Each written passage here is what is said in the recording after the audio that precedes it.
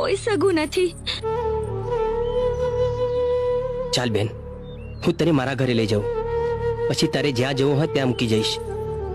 ત્યાં મને ભાઈ કહ્યું છે એટલે તું હંમેશને માટે મારા ઘરે બેન બનીને રહેશે, તોય મને કંઈ વાંધો નથી. ચાલ બેન.